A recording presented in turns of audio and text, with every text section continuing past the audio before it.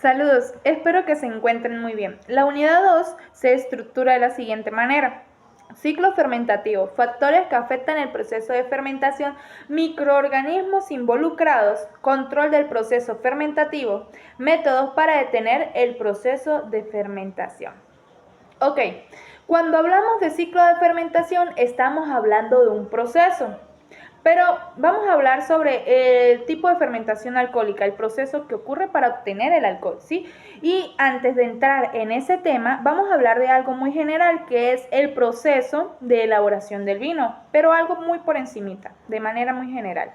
Primero, el primer paso es la cosecha. Se obtienen las frutas de mejor calidad y de condiciones óptimas de maduración. El segundo paso sería la molienda para la extracción del jugo. Después de la fermentación, dependiendo del lugar, dependiendo del país, las condiciones de fermentación van a ser diferentes. Después del periodo de fermentación de que se obtiene el alcohol, viene el prensado, que es la extracción de líquido. Aquí van a suceder dos cosas. El primer prensado, que es la primera extracción, se extrae 100% el alcohol, el vino, y después de que se extrae todo el vino, se va a prensar el mosto, pero este proceso es aparte del primero. ¿Por qué? Porque el primer proceso, que es la extracción del primer vino, ¿sí? De que se obtiene el primer vino, este es nuestro vino de mejor calidad. Y cuando se tiene el primer vino de mejor calidad, se pasa a prensar el mosto y se obtiene un vino, se caracteriza por ser un vino de menor calidad.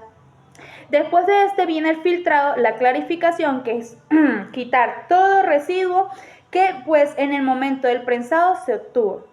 Después de la maduración, en la maduración sucede otra fermentación, ¿sí? Y aquí es donde en la maduración es donde nosotros pues le agregamos las notas deseadas, ¿qué quiere decir? Que si amaderadas, que si florales, eso siempre va a depender del que lo produce. Y después de el embotellado. Ok, cuando hablamos en fermentación, que la glucosa más levadura es igual a alcohol, suena fácil decirlo, pero aquí sucede un proceso bioquímico. El primer paso es la glucólisis, el proceso de glucólisis, en donde la glucosa se descompone para convertirse en piruvato, que el piruvato sería nuestro segundo proceso. Después de surge una descarboxilación, que es el CO2. Se transforma en acetaldehído, que es el cuarto paso. En el quinto paso es la enzima de levadura que transforma.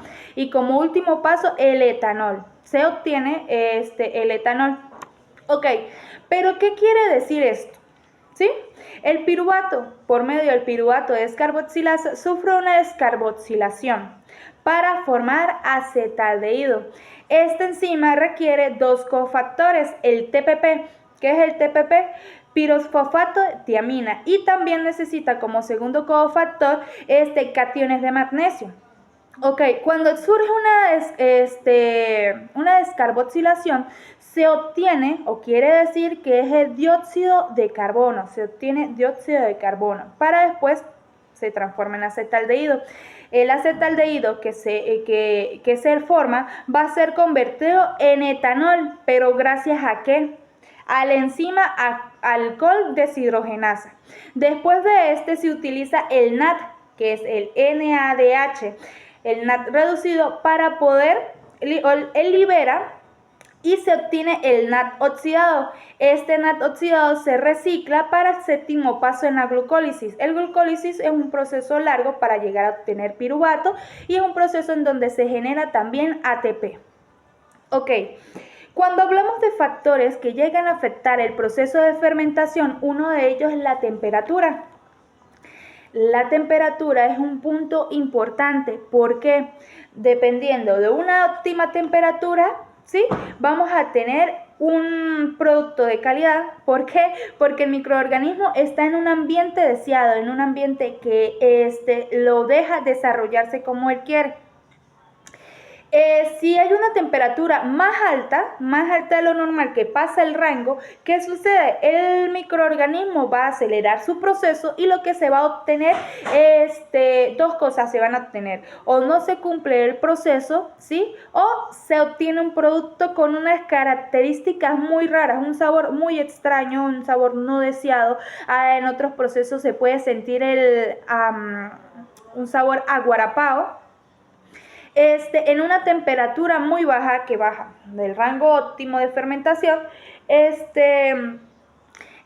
puede ralentizar el proceso de la fermentación. El microorganismo no se va a desarrollar en el tiempo deseado, se va a ralentizar y en algunos casos se inhibe. Aquí también suceden dos cosas. Una, o el proceso se cumple pero con un poquito más de tiempo, o dos, el proceso no llega a cumplirse porque pues se inhibió el microorganismo debido a la temperatura, ¿sí? En una temperatura óptima, un ejemplo de ello es la cerveza. En la cerveza es de 18 a 24 grados centígrados. Ok.